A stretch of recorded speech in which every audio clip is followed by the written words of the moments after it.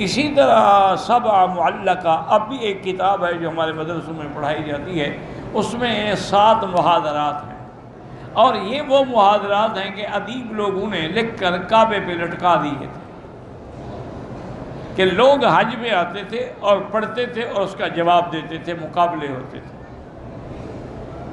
ایک مسلمان کے دل میں بھی خیال آ گیا، یار یہ بڑے بڑے شاعر جو ہیں یہ معلقات کا لٹکا رہے ہیں، تو میں بھی کوئی چیز، اس نے ایک چھوٹی سی سورت قرآن کی منتخب کی، انا اعطیناک الکوثر فصل لربک وانحر ان شانئک ھو الابتر، یہ لکھ کے کعبے کے غلاف کے ساتھ لٹکا دیا۔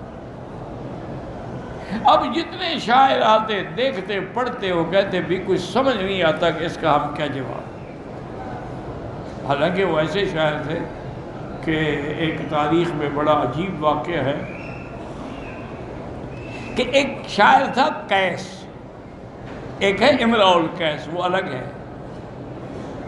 یہ جو ہے یہ بیچارہ بادشاہ ناراض ہو گیا۔ بادشاہ ایسے ہوتے ہیں نا کہ کبھی دعاؤں سے ناراض ہو جاتے ہیں، گالیوں سے خوش ہو جاتے ہیں، اسی لیے تو بادشاہ کہتے ہیں ان کو، جی بادشاہ ہو نا۔ تو وہ ناراض ہو گیا اللہ کا بندہ، اب وہ پریشان کہ میں کیا کروں۔ آخر بہرحال اس نے بڑی کوشش کی لیکن بادشاہ راضی نہ ہوا، اس نے حکم دے دیا کہ اس کو پھانسی دے دی جائے۔ جب اس کو پکڑ کے پھانسی کے لیے لے جا رہے تھے تو قاعدہ ہے نا کہ اس سے پوچھا جاتا ہے بھی تمہاری کوئی وصیت ہو؟ اور نے کہا یار میں کیا وصیت کروں،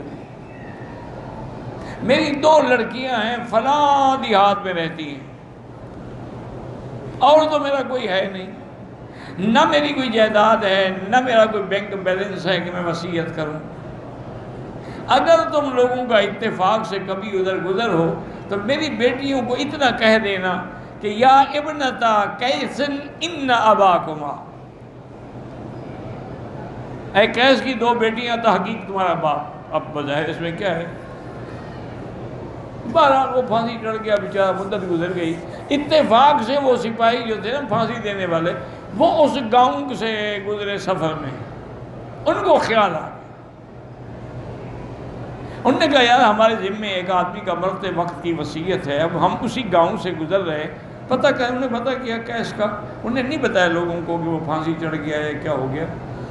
انہوں نے کہا اس کی بیٹیاں ہیں، انہوں نے کہا ہاں جی اس کی بیٹیاں ہیں، لیکن وہ تو بیچاری بکریاں چرانے کے لیے گئی ہیں۔ تو وہ دونوں جو تھے نا جی وہ بھی وہیں چل پڑے۔ انہوں نے کہا کتنا دور؟ انہوں نے کہا یہ سامنے کھیت ہے وہاں بکریاں چراتی ہیں۔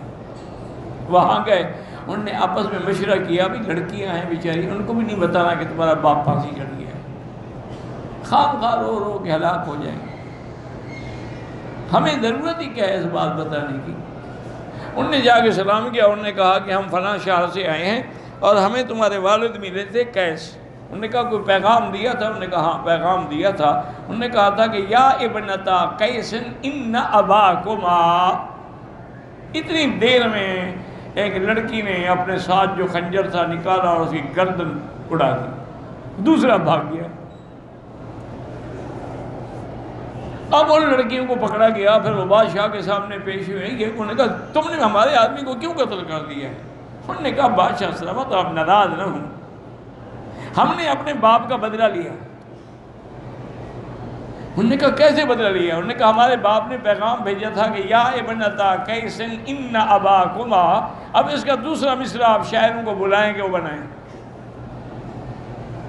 کوئی شاعر صحیح مصرع نہ بنا سکا، تو بادشاہ نے کہا اچھا اگلا مصرع، انہوں نے کہا قد قتل وقاتلہ لناکما، وہ قتل ہو گیا ہے اور قاتل تمہارے سامنے کھڑے ہیں، بدلہ لے لو اپنے باپ کا۔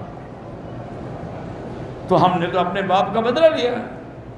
بادشاہ بڑے خوش ہوئے، انہوں نے لڑکیوں کو انعام و اکرام سے بھی نوازا، ان کا تم نے ٹھیک کیا، یہ تو نہیں بتایا کہ قتل تو میں نے کیا تھا، اب یہ کیسے بتایا کہ آرڈر تو میرا تھا نا۔ تو اس لیے یعنی عرب کے اندر ایسے ایسے بلیغ شاعر گزرے ہیں جن کو اپنی قوت شعر پہ ناز تھی۔ اب جب شعراء حج کے موقع پہ آئے، دیکھتے ہیں پڑھتے ہیں کہ یار یہ کیا لکھا ہوا، انا اعطیناک الکوثر فصل لربک وانحر ان شانئک ھو الابتر۔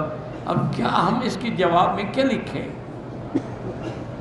آخر ان کا جو اس وقت کے زمانے میں استاد تھا نا ربیہ، اس کو بلا کے لے آئے۔